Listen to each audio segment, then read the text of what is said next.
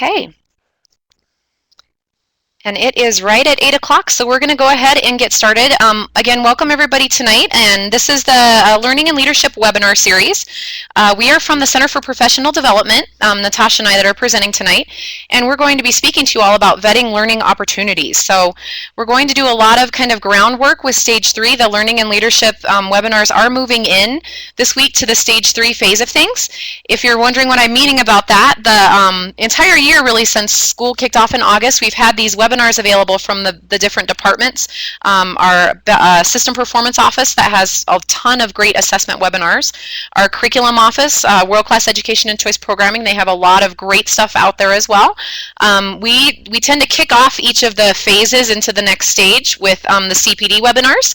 We get the lucky spot of being first each month. So we're moving into those. If you're interested in watching some of the other webinars from stages 1 and 2, we'll be happy to share those links with you guys at the end. You can either attend the live webinars, which you all are choosing to do tonight, which we're thrilled about, and get credit this way, or you can also watch the archives and still gain the same PGI and relicensure credit from watching the archives. So just so you know, that's an option if this is the first one you've attended tonight and you're like, wow, this is really neat. We do have quite a few scheduled throughout March and April, and you can also always access those archives. So again, welcome. This evening, the date today is Monday, March 4th. So we're just going to do a couple of quick introductions. My name is Kiffany Lightock, and I work for the Center for Professional Development. I'm a PD coordinator, and just love my job. It's fantastic. I get to work with all of you guys who are just the most amazing people on the face of the planet. So just love it. In my past life, it looks like I'm cutting in and out. Jenny, if this is happening to anybody else too, if you guys refresh the browser that you use to log in, sometimes that'll help with that. So if you logged in Firefox, if you get in and refresh that initial window, it should help. In my past life, I was a Spanish teacher at Thunder Ridge High School, and I was also an instructional computer resource teacher. So I did a lot of instructional coaching around technology. So all of those things have led me to the point I am now, and I'm super excited to be working with Natasha from my office tonight. So I'll let her introduce herself as well. Okay, I'm Natasha Strayer, and I just started working with the CPD team as a professional development coordinator as well. I've been in Douglas County for 20 years, mostly as a combination of a 7th and 8th grade language arts teacher, GT coordinator, and BRT. Most recently, I was a BRT at Renfrew Middle School. So did a lot of professional development, got to work with Kiffany in that role, and now I get to work with her a lot in this role. So I'm also very excited. This is my very first webinar to do live, and I'm co-piloting from a whole other neighborhood, so please be patient. As Kiffany was her cat. That was my cat. He thinks now is a really good time to sit on my lap, which it's not so much, so he may have to leave shortly. I hear some of you guys are having some sound problems. If that's the case, there are a couple of solutions for that. If you go back to the browser, most likely you have an Adobe Connect window open. Thanks, Michelle.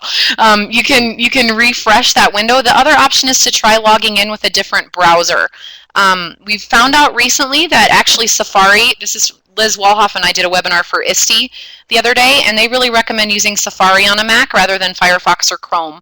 It shouldn't make that much of a difference, but it may help a little bit. So that refresh of your browser. The other thing that you guys may want to do is close out any other open tabs that you have and shut down other programs that might be running on your computer. That can sometimes make a big difference.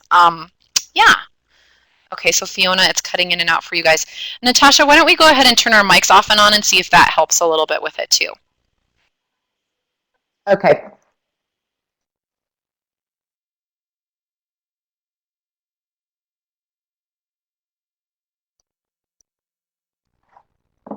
Okay, let's see if that helps. Is that a little bit?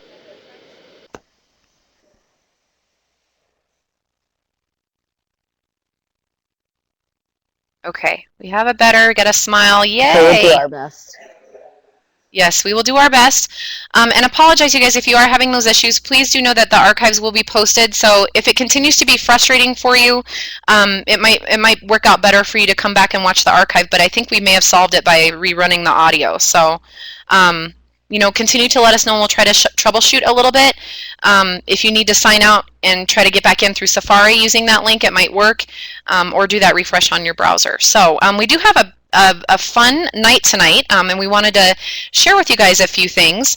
The first one is we've really done a lot of work this year with backward planning, and I think Natasha and I are both wanted to talk a little bit about how we've seen the way that we've planned this year using backward planning, and how it's really changed kind of the way that we plan and really execute our PD sessions. So the first thing we really wanted to do tonight is not just show you stage 1, but actually talk about why our enduring understandings and essential questions are really important to us. So the first one in the big kind of global enduring understanding that we're looking at for this webinar is that structure influences outcomes. So I'm just going to talk you guys through a little bit as to why I feel that's so important in relationship to the topic that we have this evening, which is vetting learning activities. Stage 3, learning activities, learning opportunities, it's the best place to live as a teacher. It's where we breathe, it's what we do all the time, it's the funnest place, lots of great things that we do. I know and the longer you teach, you get this bigger bag of tricks, and you know which learning activities work really well for kids, which are very effective, which stuff you really enjoy doing. What I think has changed for me is really thinking about alignment within all 3 parts of my backward planning. So how well does my stage 1 line up with my stage 2?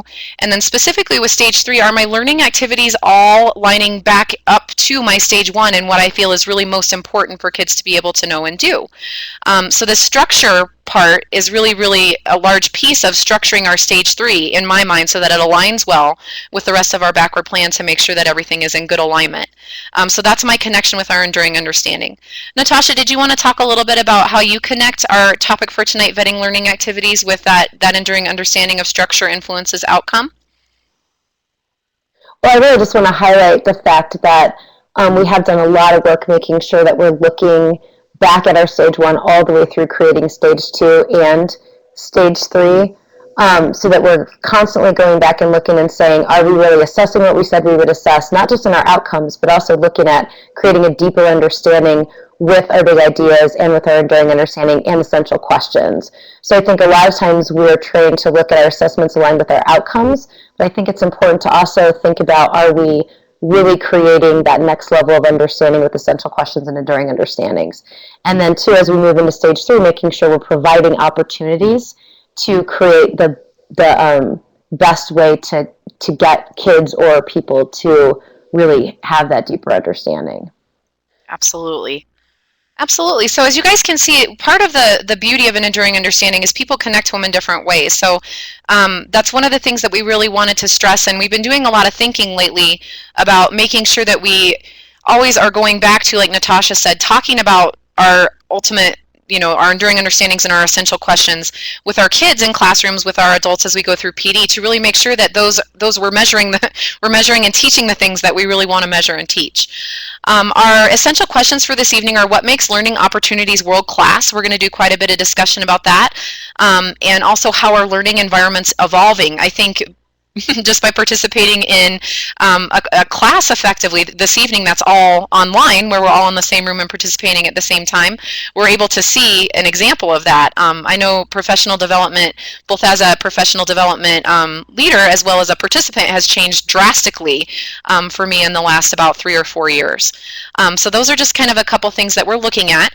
In terms of big ideas, which for PD are really themes, kind of topics that we want to cover, because we only have an hour this evening to share with you guys, we actually have one big idea, and that one is common language. We're really looking for common language about a lot of these things that we're speaking about this evening. And our outcome, this is what we're hoping for you guys to walk away with tonight, is that you will evaluate your current understanding of sustainability, 21st century skills, world-class learning opportunities, integrated, differentiated, and engagement in comparison with Douglas County's definitions of those things. So I think you guys are going to be able to see where we're kind of going with how we're going to vet our learning activities, and those are really the lenses that we're going to look through. So just as a quick pre-assessment, we want to model some good practices here for you guys. We do have a poll that we'd like you to just participate in very quickly. And so in looking at, it may actually be a little bit easier to show the outcome, because I have a feeling you guys probably can't see everything on that line. Is that correct? So I want you guys to take a look at that outcome that's right underneath where the polls are, and I want to know if you can evaluate your current understanding of sustainability, 21st century skills, world, those things that are listed there. Oh, and nice, it popped up. And where would you fall on that Likert scale? Would you strongly agree with that statement? Would you agree, disagree, or strongly disagree? What we're really looking for right now is to make sure that we have common language of what those things mean. So if you're not sure in terms of language, hopefully by the end of the night we'll be able to see a significant amount of growth in our poll this evening. So if you guys can all please do our little just pre-poll to kind of get a sense of where we're at as an audience, that would be really great. We'll give you guys just a couple minutes to do that.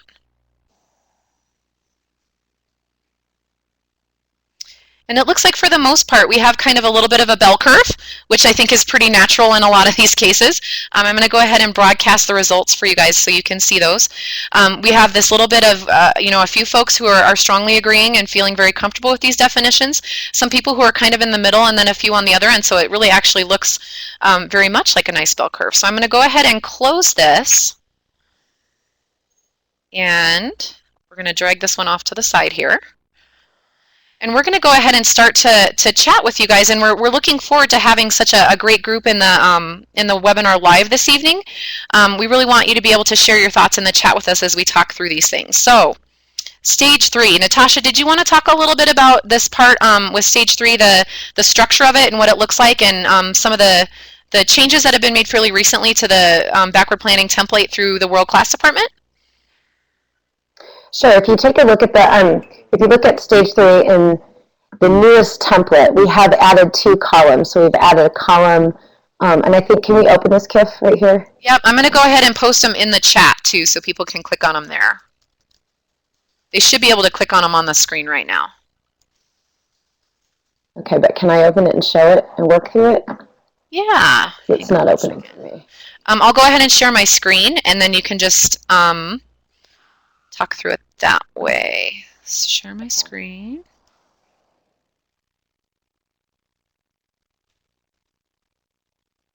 Okay. So let me go ahead and get that link. Hold on one second, guys. Sorry, I'm having a little bit of a technical issue here. So while she's pulling it up,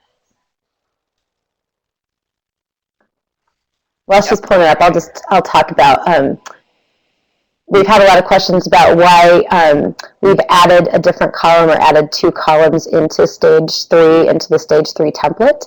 And I think we had some feedback as we were walking through and doing some vetting of learning activities in stage 3, thinking about not only what are we asking kids to do during stage 3, but what are our instructional practices, and being able to evaluate our instructional practices seemed like it was a little bit easier if we could separate them out into 2 columns. So for instance, I know that Tiffany was working with someone, and as they were looking at both of those columns, noticed that really the instructional strategies were all pretty much lecture-based or sit-and-get strategies, and it was easy to see that as we looked down and looked at that right-hand column of instructional strategies.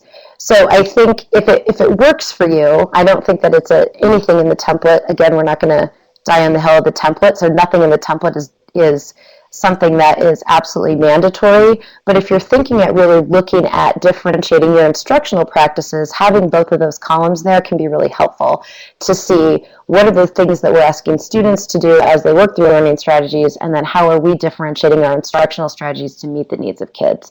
And as we really work together with stage 2 and stage 3 and use student data to help define and refine our instructional strategies, having those laid out in 2 different columns can help us really think about what kind of learning opportunities we're creating for kids. So that's really why we have 2 columns. If it's frustrating for you and it doesn't make sense, I know a lot of times instructional strategies will bleed into learning strategies. Please don't get so frustrated by the outline of the template that it doesn't help your thinking. 100% agreed. And Natasha had mentioned, in working with folks, and especially with myself in designing PD opportunities lately, it's been hugely helpful for me to see how much time I'm I'm spending doing things like the direct instruction versus cooperative grouping, or how many different strategies am I using. Our coworker Liz Walhoff, who's also a PD coordinator, told us that she basically used to put all of her differentiation strategies or different learning strategies that she wanted to use with her kids in like a cup on popsicle sticks, and every week when she did her planning, she would pull out those popsicle sticks to make sure she included a few of them within each day as she was planning through things. So this is kind of like an electronic way to do that, I think. You know, automatically kind of taking a look at what you included. As Natasha mentioned, though, the templates are not a hill to die on. They're certainly, if you've done emergenetics and you're a very green person and you prefer that structure and need the template to use, they're a great place to start. However, ultimately, we don't want the great part of backward planning to be lost in conforming to the template. So the two ones that are listed there, you guys are welcome to download. One is in Google Docs, so you can share that with people. It's collaborative. It's actually the link to a template. And the other one is in Microsoft Word, so you'll download it from Google. If you click on that link, it'll take you out to a Google Doc and you can download it. So we really just did want to kind of call out the differences between those two columns and, you know, the purpose of including them. Why are they there? So do you guys have any questions in the chat about that before we move on to the next piece? We'll take just a couple seconds to do a quick check-in and make sure.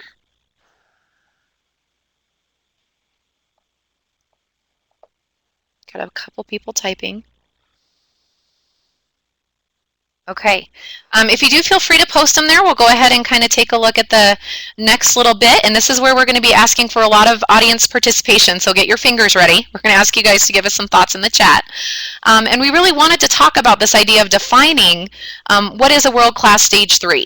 So our question for you guys, and this ties back to our essential question of how our learning environment's evolving, how do you know what's happening in a classroom is world-class? So according to your current experience, if you walk into a classroom and you look around and you think, wow, this is really world-class, what does that look like? So please just take a couple of minutes. This is just a brainstorming session. We just want to take a couple of minutes and see what's posted in the chat about what you guys think. What are some characteristics of a world-class stage 3, of learning opportunities or activities that are world-class? What does it look like?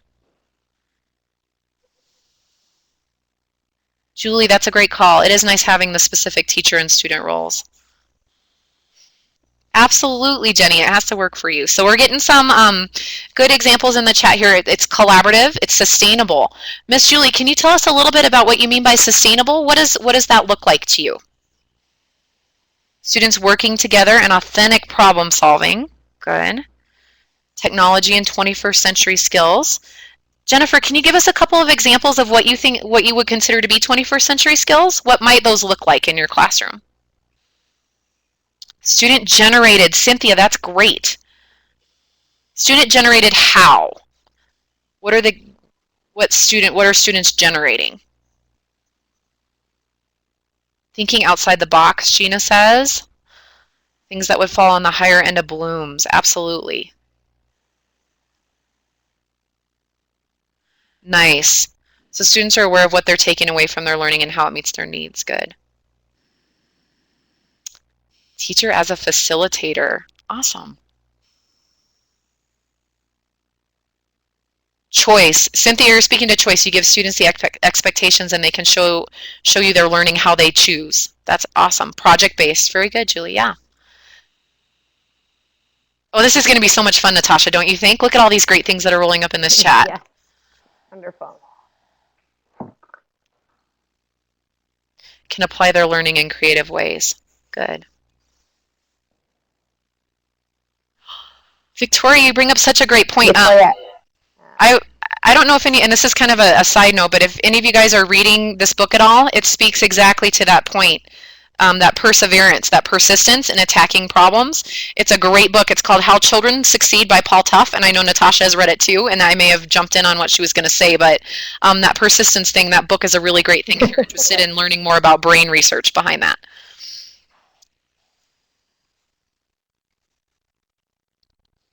So we've got a really good list, you guys, of what we think world-class looks like already. And all of these things I think are very indicative of a world-class stage 3. Natasha, did you want to make any comments about some of our thoughts in the chat? I'm kind of I'm kind of overstepping you a little bit, I think. I want to make sure I give you a chance to talk. No, you're completely fine. I was really going to jump on the persistence thing, but I think that we're getting a really good collective understanding of the things that we're going to talk about tonight and dig a little bit deeper into. So I would ask that as we go through a lot of these, the more you can share specific examples from your classroom, I think that'll be helpful for all of us in the webinar. Absolutely. Yeah, the author of the book is Paul Tough, and the title is How Children Succeed. Which I think is absolutely hilarious because the subtitle underneath the top, the subtitle underneath the top is Grit, Curiosity, and the Hidden Power of Character, and the author's name is Paul Tough. Isn't that kind of funny? I think that's hilarious that his name is actually Paul Tough, and he wrote this book. Unfortunately, for those of you guys who are Kindle or ebook readers, it's not available electronically right now. You do have to order a hard copy. It's actually been a little bit of a nostalgic throwback for me to read a book actually that I'm holding in my hand. So if you're looking for it, you are going to have to purchase it in hardback for now, at least. It certainly is a hot topic. Character education, grit, persistence. Yeah, we're going to talk a lot about all of this stuff. All right, guys, so we're going to go ahead and move on just to make sure that we do get through the basics of what we wanted to communicate tonight. Again, remembering our ultimate outcome is that common language idea. So as we go through each of these components of World Class Stage 3, we are going to do a bit of definition and then ask you guys some questions about each of those definitions and how they relate to your life. So if we look at our first characteristic, as mentioned in our outcome, the first characteristic of a World Class Stage 3 is that it's sustainable. And so we've had some mention of sustainability already in the chat as what would that look like in a classroom. And the definition, Natasha and I spent a lot of great time in dialogue really talking about what are the definition of these things that makes it understandable. So the definition in our minds of sustainable learning is it's learning that sticks. It's that 40-year learning, right? A long-term learning. So as our kind of question for the sustainability characteristic, if you guys can post in the chat one learning experience from your past when you were a student that you still to this day remember vividly, and what made that learning stick for you.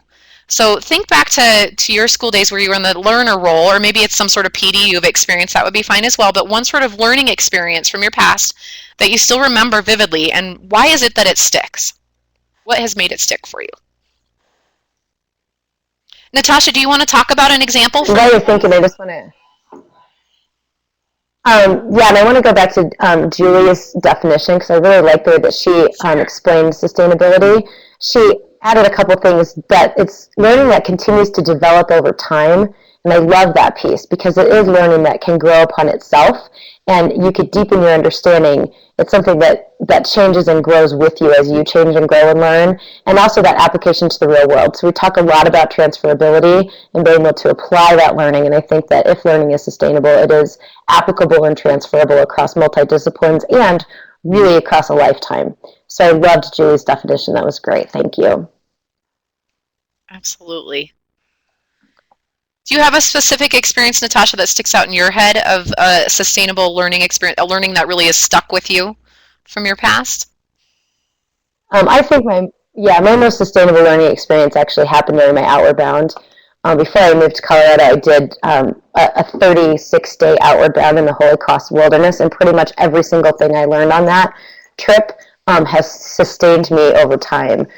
Interestingly enough, a lot of what I learned during that experience were the things that Paul Tough talks about in his book. So a lot about perseverance, about grit, about working together, all the collaboration tools. And I think what made it sustainable is that everything that I learned could be applied in multi-facets across the rest of my lifetime. So although I was only 23 when I did the experience, I can vividly remember my learning experiences along the way. And I do think it's because there are things that could be applied in a lot of different situations over time. So all the collaboration, listening, thinking, working together, the problem-solving pieces. And when you're on Outward Bound, problem-solving is the difference between not eating for 3 days and actually getting to eat once in a while. So there are things that were really, really important problems to solve, and then the process we went through to solve them could be applied really for the rest of my life. Amazing. So in the chat, you guys can I see see we a have lot tons of great examples of these really sustainable learning experiences that folks have had. A lot of them are things where you were asked to actually go do something. So taking an idea or something you were studying and being asked to create something or replicate it or role play it. These things that are really sticking with. I love the example of the Martin Luther King play where you had parts and acted that out as Life as a Boy. That role playing idea where you're actually really putting yourself into that position or that frame of mind is one of those great ways to get to sustainable learning. Debates, things that people are really passionate about, memorable because you were given a choice on which things to research or work with. Actually visiting famous places or being asked to construct things in an authentic way. I see a lot of the 4Cs in all of these examples. So I think that really speaks to the power of those things. Almost every single example has one or more of the 4Cs. This is awesome. And these are all great examples of sustainable learning. So I think that we can kind of come to this common language idea of something that's sustainable is learning that sticks, that can grow over time, and that it's for an authentic audience or purpose.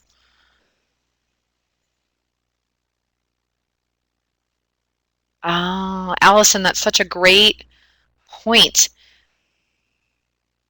And I'm not very familiar with that work. I would love to have more information on it. Allison, if you get a second, and not that you have to, but if you can post some information in the chat about, a link to a website or a title, Conditions for Learning Students, I would love to read a little bit more about that.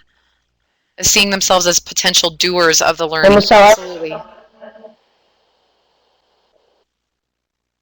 Right, and I was going to say too, Michelle, the emotions is a big piece. I think we're going to talk about that when we talk about engagement. But I think that affective piece in learning is a huge part of engagement. It's also a part that makes the learning sustainable. Right, so I think we're good on sustainability. You guys can continue to dialogue post in the chat. We're going to take a look at the next characteristic, which is integrated. Our definition of integrated learning opportunities are learning that incorporates multiple disciplines. And really, we wanted to kind of call this out because a lot of times this can happen organically.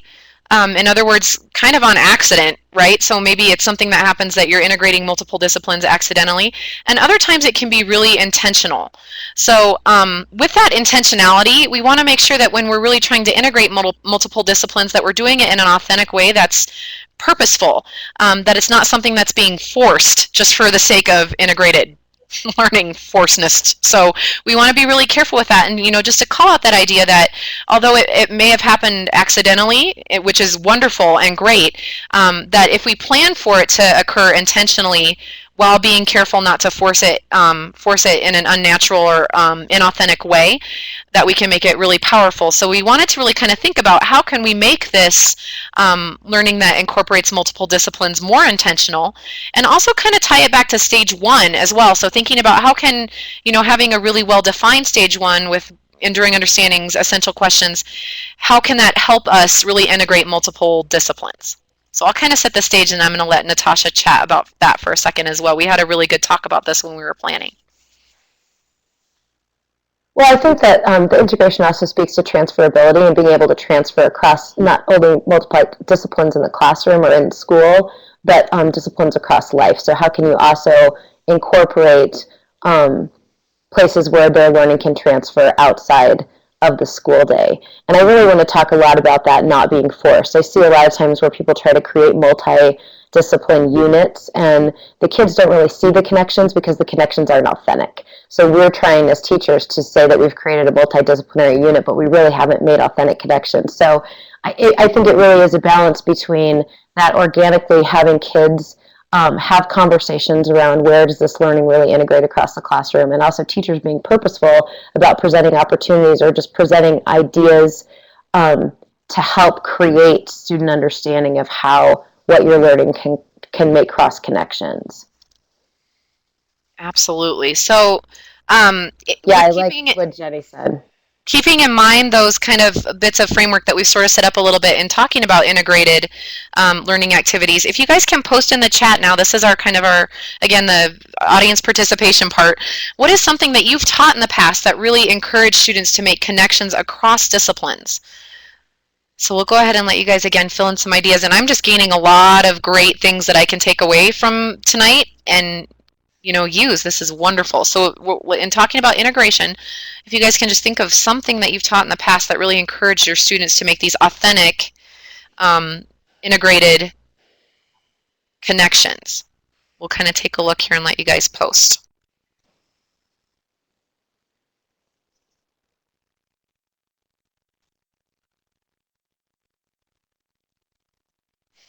Victoria, that sounds like so much fun and so incredibly thoughtful.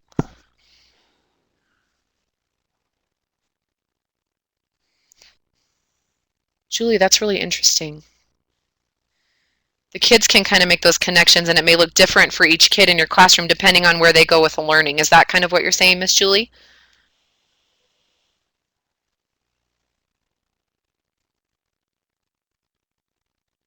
Nice.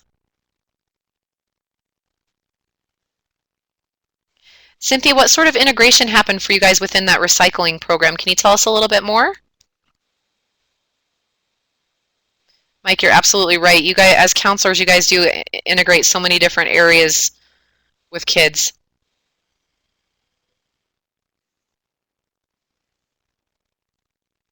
And also sometimes that connection between the personal with practical goals. That's awesome.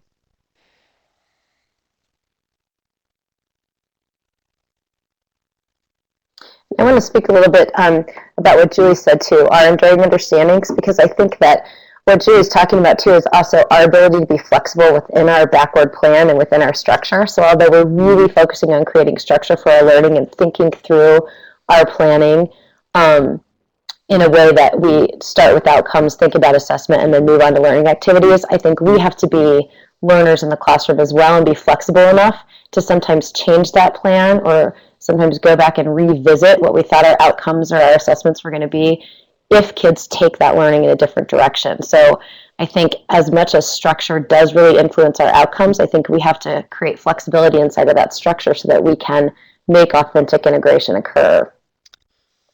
And I think the one thing that I've learned so much in my current role outside of teaching at a high school for 10 years, where this is something that I think secondary teachers have to almost focus on or work at a little bit harder in certain cases, because we tend to kind of live in our content a little bit. And not that our content isn't integrated with other disciplines at certain points in time, but I've just learned a great deal about watching elementary school classrooms and the true magic that happens in those classrooms with integration. I mean, it's truly outstanding, the things that you see, the cross-disciplinary connections that happen within those classrooms. And again, we do that at the high school level, but I think it happens maybe not as frequently as it does, just because we tend to like to wrap ourselves up in our content. So it's been a huge learning experience for me to be able to watch what that looks like at the elementary level. So I'm very, very, very grateful for that opportunity to see that.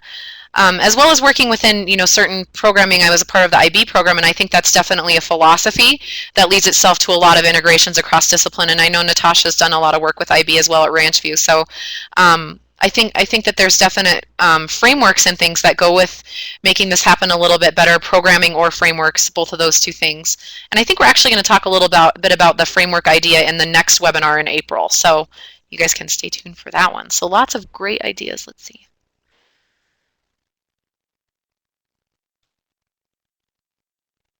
So I see lots of examples that are integrating language arts and social studies along with math in some of them.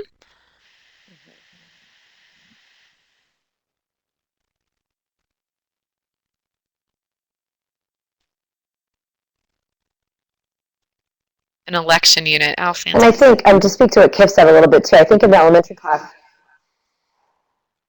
I think that in the elementary classroom, because you are teaching all contents for the most part, you have a better lens of seeing when that integration can happen organically. And I think at the secondary level, it really does have to be more purposeful. So that really requires more forethought and backward planning, because you have to sit down and look at the timing of the information that you're that you're working with your students, and you really may have to be a lot more purposeful in the secondary. I know in middle schools, teams are set up with time and space to create multidisciplinary learning. And in the high schools, I just don't know that we've spent a lot of time creating systems or structures where that can happen. So I think we have to be a lot more purposeful about it at the secondary level. Katie, that's a fantastic project on disease. Family health history, so you have science, you've got language art skills with interviewing, you've got digital media going, so lots of great interdisciplinary stuff. And Michelle at Mountain Ridge, physics of sports, cool. PE science that's supported by language arts, math, and social studies. Awesome. Yeah, and Victoria, I think that absolutely that's one of the beauty of not only enduring understandings, but also essential questions. Yes. Something that I've seen at the middle level for sure, especially working in IB, is the power of the essential question and having that question be answered across all disciplines. So kids really grappling with their understanding of that question across all disciplines, and having teachers really kind of focus and structure their coaching in that content area around that essential question. It's been very powerful. Well, and that really does help bridge the content gaps that we see in secondary sometimes, that if you're all kind of focusing on that essential question, I really think it shows kids the connectedness of their learning overall, rather than it just being, oh, I learn about science and I learn about math in my math class. That idea that you're really bridging all those things using the same enduring understandings and essential questions, specifically with secondary folks, I just think that's incredibly powerful. I really, really agree with what both you and Victoria are saying. That idea that your stage one can really set that bigger, broader picture for an overall learning experience. It absolutely keeps the connectedness authentic. Very, very good point. All right, guys, we're going to take a look at the next one. It is 8:35. We're getting so many good comments. This is such great conversation. It's so exciting. I just want to make sure that we get all the way through the rest of our characteristics. So if we look at, again, the definition of integrated, it's learning that incorporates multiple disciplines. And we've done a great job of providing a whole bunch of examples with integration tonight. And before you move to the next one, yes. I just want to reiterate, too, our outcome. Just to be clear, so tonight we really are just going to go through a lot of these definitions and look at what, making sure that we have a deeper understanding of the meaning of these definitions of a world-class stage 3. And then the next webinar, we're going to look at the frameworks to really vet through and prioritize what those activities could be. So once we have a common understanding of what makes a stage 3 world-class, then we can look at how do we really use frameworks to go through and pick the most appropriate learning activities for our stage 2 and stage 1 outcomes. Absolutely. And so I guess we will do a little, that framework kind of will be more of the evaluative look at stuff. Tonight, these are just kind of, I guess we call them like the 5 lenses that you can look through to really take a look at your learning activities and say, are these things that are world class or not based on the characteristics and the common language that we developed during the webinar today. So we have so far sustainable learning experiences and integrated learning experiences. So we have 2. The third one is differentiated, and Natasha has really helped me think about this a lot more deeply than I used to in the past, and I'm hugely grateful for her to that.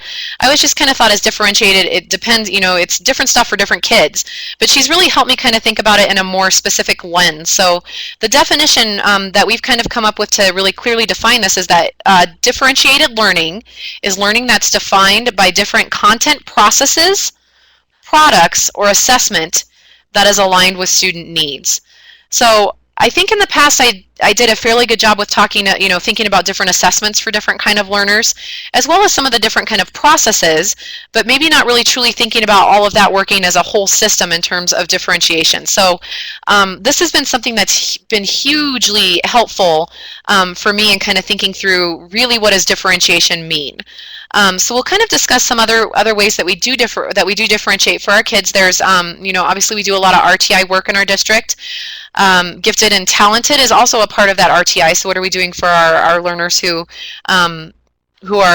need more challenges, who are getting it more quickly, as well as this idea of having off and on ramps built into our stage 3. So really intentionally using formative and interim assessments to help us guide our instruction. So if I get to a certain point and I have a whole group of students who, they aren't really quite where I need them to be, I have an off ramp that really helps them to fill in the gaps they have, to get the gaps that they have fixed, and as well as gain the learning that they're missing in order to rejoin the rest of the learning path. So that idea that you're truly differentiating not just an assessment or not just the process, but really kind of a mixture of all those things has been a huge aha for me.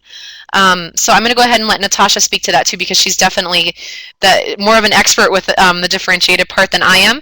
But I did want to answer the question that's in the chat. The frameworks webinar will be in April, and we'll post the link to you guys for the schedule of all of them, so you can see it's the first week in April, I believe the first Monday. So I'll get the exact date for you guys as Natasha's chatting here. Okay. Well, I think I just want to reiterate what Kif said. I mean, I think we have to look at differentiation as really a response to the information that we have about student learning. So using our data to drive our instruction, I know, is kind of a buzz phrase right now, but I think that's really what it is.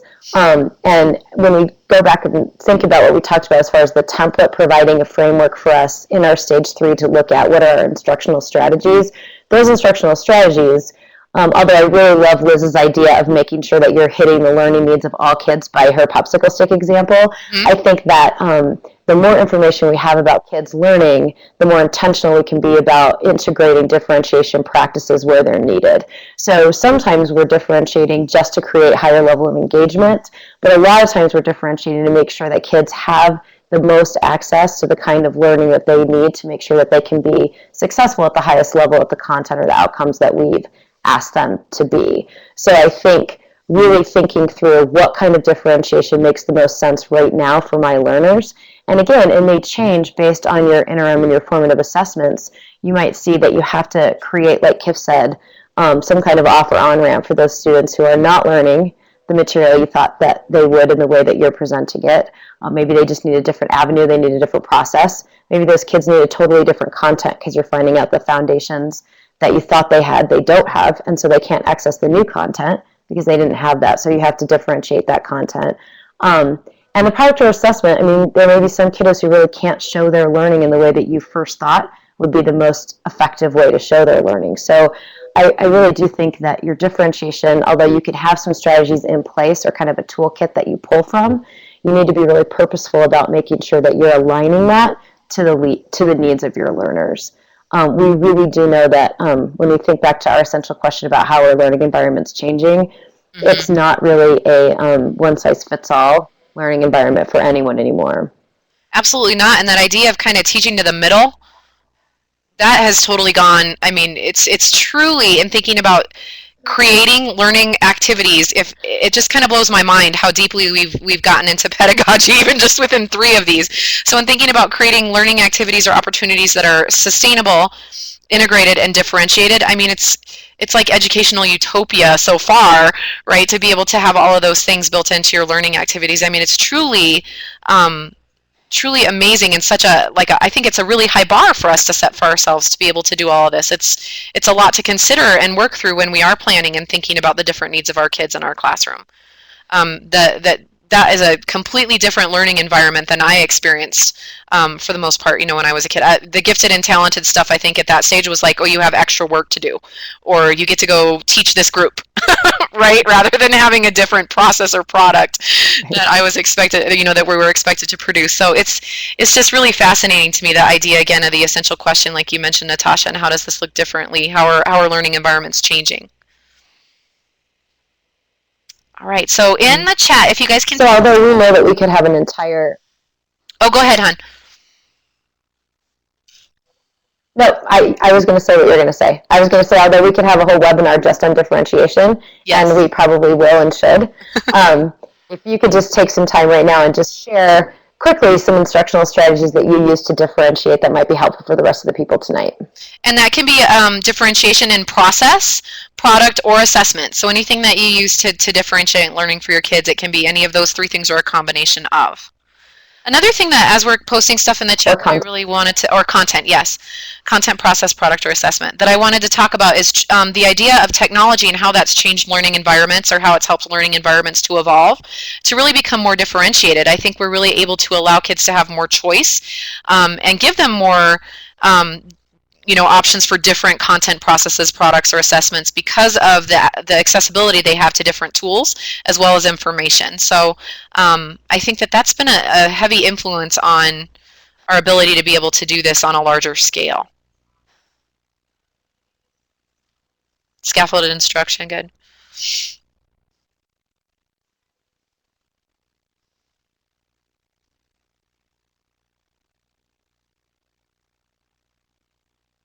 Based on readiness, good. Right, I like the combination I'm seeing about differentiating based on readiness or ability, and also differentiating based on learning styles. So using the graphic organizers, using visuals, just the scaffolding, so that you can also differentiate based on the way kids learn, is really important as well. Yeah, auditory learners versus visual learners, kinesthetic. I really like that too. I was just about to say the same thing right before you said it, Natasha. It's great to see that differentiation as well with learning preferences. One of the things that I think I would really like to focus on a little bit more is, especially with learning with emergenetics, is applying that, and I've noticed myself doing that quite a bit more with thinking preferences. So making sure kids who are more social thinkers really have the opportunity to interact with other kids. The idea of really kind of thinking about all of these things as I plan has been a huge aha, and that's just a whole different lens to look at in terms of learning preferences, the way that you think. Absolutely, Jenny. It is a huge point about choice. Having kids have options, absolutely. And Natasha, you've talked a little bit too about not setting a ceiling on opportunities. So that idea that kids have that option to take it, there's no cap on their learning. Like they can kind of take it as far as they're able to in terms of differentiation. So you're not saying this is the absolute endpoint, you have to stop here, that kids really don't have that kind of ceiling on their learning. Right, and I think that differentiation happens a lot when you're looking at differentiation in stage 2. So looking at your differentiation of assessment and making sure that you really have created assessment opportunities that don't have a ceiling. Because I know in my 20 years, 15, actually maybe 12 years in the just as a classroom teacher, there are a lot of times that I created assessments, and I know now, looking back, kids weren't able to go to a higher level on their own. And I had some kids who did it anyway because of the kinds of kids I worked with. Right. But I think that we need to be careful that we're not setting a ceiling. Good. Victoria, you make a great point about it being helpful to think about learning styles, but also to ask kids to step outside of their comfort area is really important. I think that's a great point too.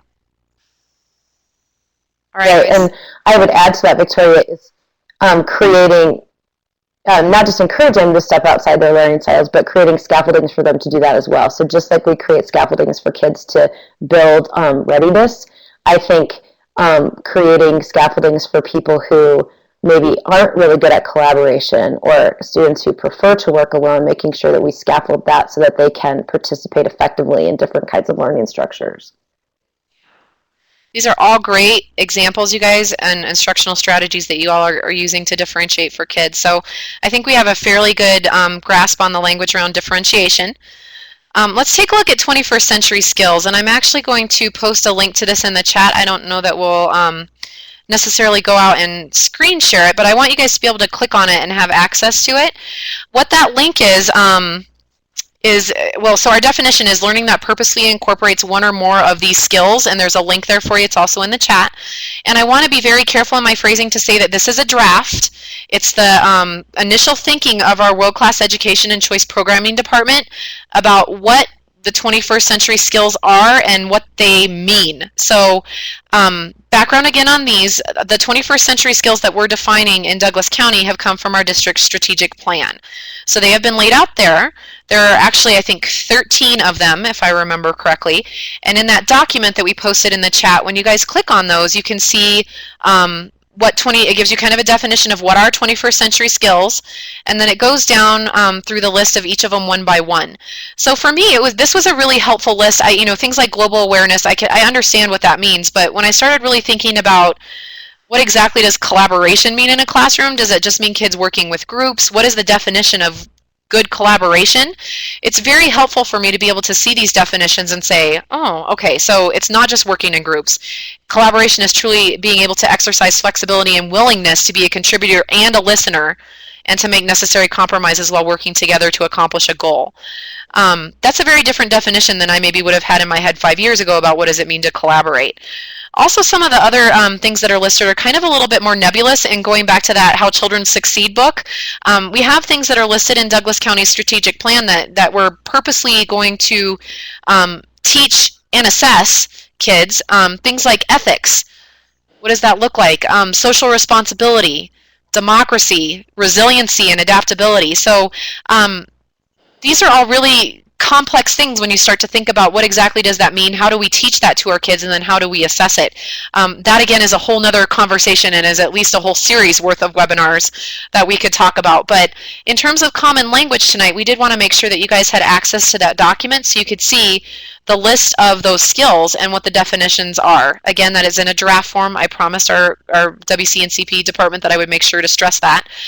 Draft form so far, but I think it's an excellent start. I know for sure that those 13 skills will not change much. The definitions may be tweaked just a little bit.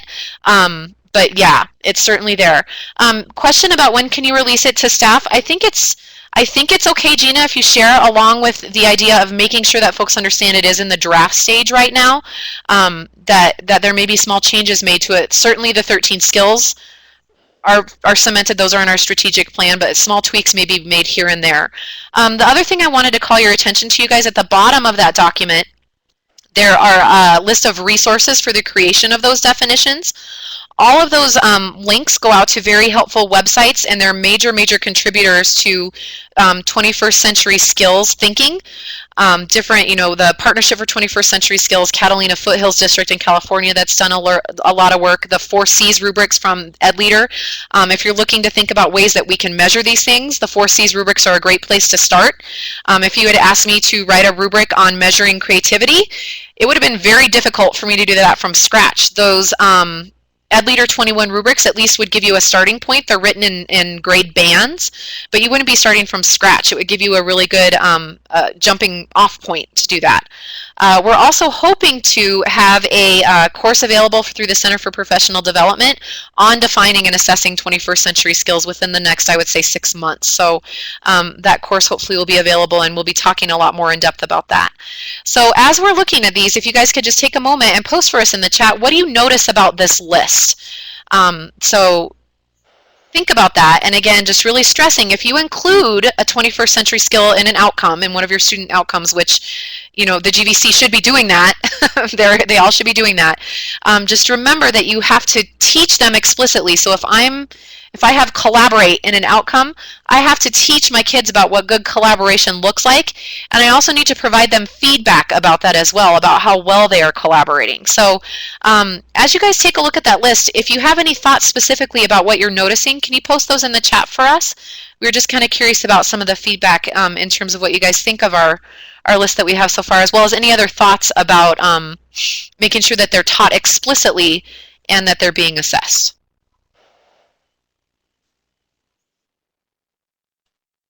And I was going to add that if you're looking for resources to help, I know that can be kind of daunting, thinking about including them in both your stage 2 and stage 3 if they're part of your outcomes. That list of resources at the bottom provides not only the rubrics for some places to jump off as far as assessment or feedback goes, but also some really good ways to integrate them into your stage 3, into your instruction. So I know that, when I started thinking about, well, how do I teach kids to be creative? My head was just spinning, and a lot of those resources have ways to explicitly incorporate the integration of creativity instruction in your lessons. Great comments, Michelle. The systems thinking rubric. The rubric development of this is sort of another ball game. We're kind of working on that class about defining and assessing them, where people are actually creating their own rubrics, but that's the next step, I think. I would hope that we'll be able to do this. The EdLeader 21 rubrics are really the ones that I've been utilizing within PD to do a little bit of rubric development around the 4 C's specifically. Yeah, a lot of life skills, Melody. That idea, the grit, the adaptability. Go ahead, Natasha. Peter Senge has a great system Peter Sanger has a great systems thinking rubric. His books typically are around 800 pages long. I have a couple of them right here. But if you want to take a look at these books, he's got some great ways to measure systems thinking. It's called the Fifth Discipline Field Book. And then his most recent book, can tell Kif and I have the books that we read all the time sitting right here by our computers. This one is called Schools That Learn. And it's a Fifth Discipline Field Book for educators. So he has some excellent rubrics to measure systems thinking. Absolutely, Victoria. It is a good description of a well-rounded citizen. Mm-hmm. Did I spell that right, Natasha?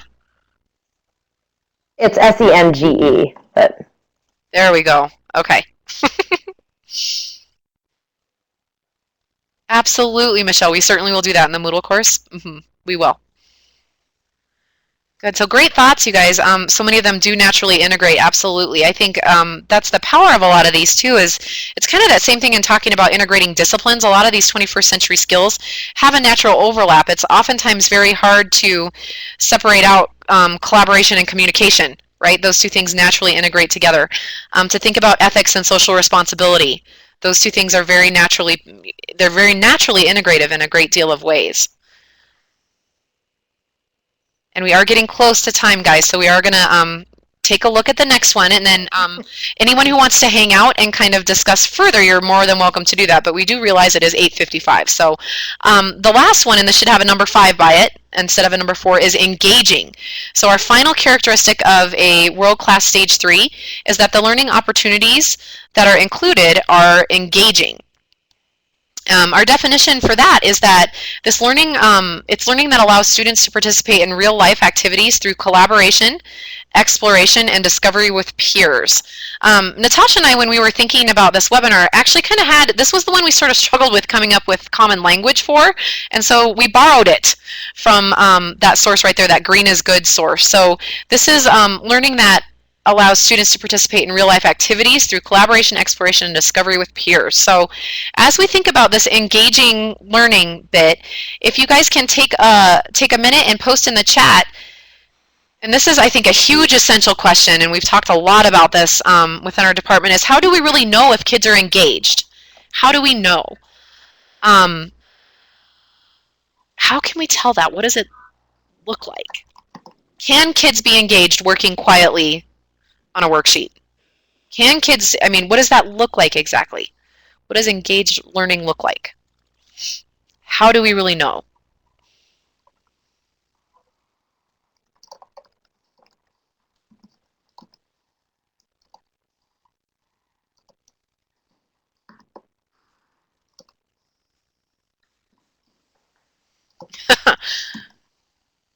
They can explain their learning if they are engaged. Fiona, that's a great lens to look at it through. And Michelle says fewer discipline problems for one.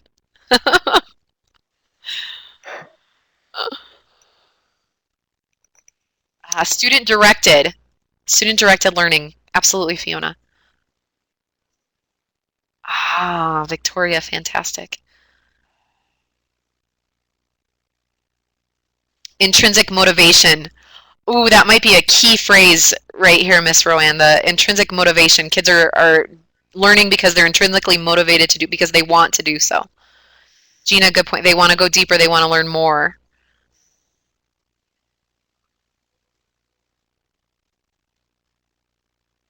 Apply it to novel situations and multiple environments. Good. Yeah, and Jenny, I love that. When you hear kids talking about what they're learning outside in the hallways, you know that they've been engaged.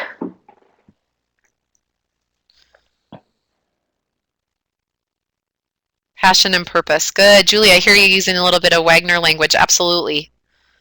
Passion and purpose. They're excited about what they're doing, and therefore it becomes very purposeful for them. Wonderful.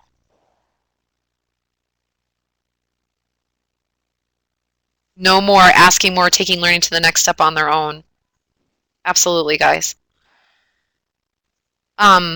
and kind of think, I think this is really such a great way for us to kind of think about our conversation tonight and sort of wrapping things up a little bit to be respectful of time. I think Natasha and I would be happy to hang out for another hour and talk with you guys more about this. This has just been such a great conversation with everyone. But we did want to provide you all with some resources, and as Michelle, you mentioned linking these in the resources part of the Moodle course. I'll make sure to do that as well. There's some links there in the slide. A lot of those are also at the end of that 21st Century Skills document that we shared earlier, but just some resources that you can use to think about, world-class stage 3 and some of the things that we used tonight to put together our thinking for this evening. Go ahead, Natasha. I'm sorry, I was kind of jumping in there. No, I was going to say that if we stay for another hour, you may have to see my kids streaking behind me because they've been quarantined. Well, my cat's out of the picture now, so your kids would be better than my cat, I think. All right, guys, so in looking forward, I think hopefully I wanted to take just a moment and let me see if we wanted to do this part first. I'm going to go ahead and drag a little bit of a post-assessment out, and this is really just for Natasha and I to see how well we met our outcome tonight. And let me kind of drag that so it's a little bit bigger. So remember that our outcome tonight was that you could evaluate your current understanding of those terms that we've worked with to define tonight.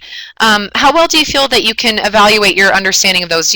Are those things that you now have kind of a clearer picture in terms of common language? What do 21st century skills, what are they? What do they mean? What does integration mean in the way that we're speaking about it tonight? Differentiation, sustainability. We just like to do a final poll here to take a look. And then we also want to provide you guys with an evaluation for this evening's session. It's very important to Natasha and I that we continue to improve and provide great learning opportunities. We understand how valuable everyone's time is, and it's just amazing that we have so many of you here tonight. We're just thrilled, and we want to make sure that we're doing everything we can to improve our professional development opportunities for you guys as well. So we really want to make sure we get you that evaluation link, which we will do, and also want to share with you about the credit aspect. So if you're interested in the PGI credit, hang out for just a couple minutes, and we'll make sure we do that for you. Natasha, I think we've seen a little bit of growth tonight.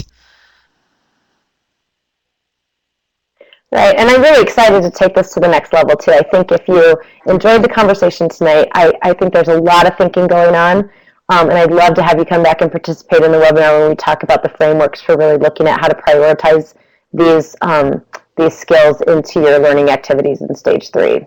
So I'm going to go ahead and post the link to the evaluation here, and then we'll also do absolutely, Natasha, you're leading the one in April with Liz Walhoff, yes? You guys are going to be talking about the frameworks for evaluating stage 3. So that'll be there. And thank you guys again for coming. If you're interested in getting credit for the webinar, so some of you may be here just for the learning, which is wonderful as well, but if you need relicensure credit, like me, or if you're participating in the PGI program, we wanted to make sure that you were clear as to how you would do that. So we want to make sure that we're showing you how to do that. And if you're a certified staff, do we have any classified folks that are participating tonight? I do want to make sure that we give directions for both if we have classified staff attending. Okay, Donna, okay, wonderful. So make sure we do both. All right, so if you are a certified staff member, if you're a certified staff teacher, what you need to do to get credit for the webinar is you're going to add a new page into your portfolio, your e-portfolio, and you should be able to use the template for stage 3. And we want you to make sure the directions right here are pretty important, that you name the page the following way. So when you're in your Google site, you're going to go up to that little icon that looks like a page, and you're going to click on it to make a new page, and it should be named CPD Vetting Learning Activities. Now, if you guys are like, wait a minute, this is way too much information for me to hack right now, we will post this to a Moodle course with more specific directions within a few days. So if that's all you need to know, that it'll be posted, and let me put the link to where that will be. Hang on a second. Okay, so here's the link to where the Moodle course will be posted. My cat's back. There's the link to where the Moodle course will be posted in a few days, and that Moodle course will include the directions on the things that you need to do in order to get credit, whether you're certified or classified.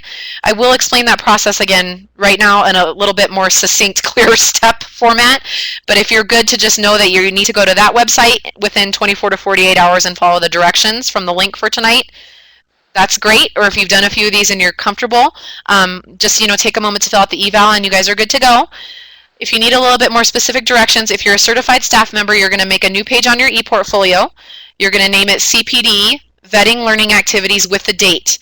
The reason the name and the date are very important is we have just 2 folks in our office who do the closing out of these webinars, and if they can't line up with what you're registered for on your transcript with what it's named on your portfolio, it makes it really, really hard for them to get you credit.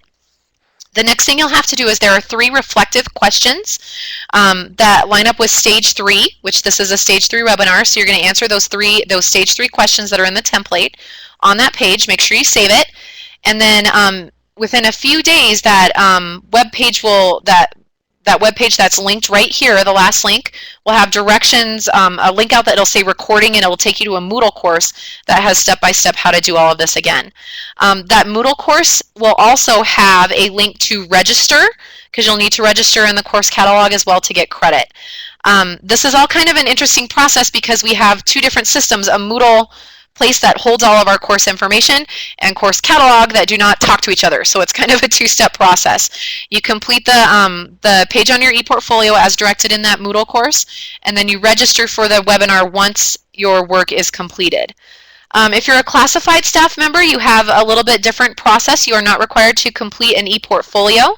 So instead of doing that part, classified staff, that Moodle course that's linked on that web page that we have right there in the chat, will have a Google form link where you submit your answers to those same questions, and that's how you submit those.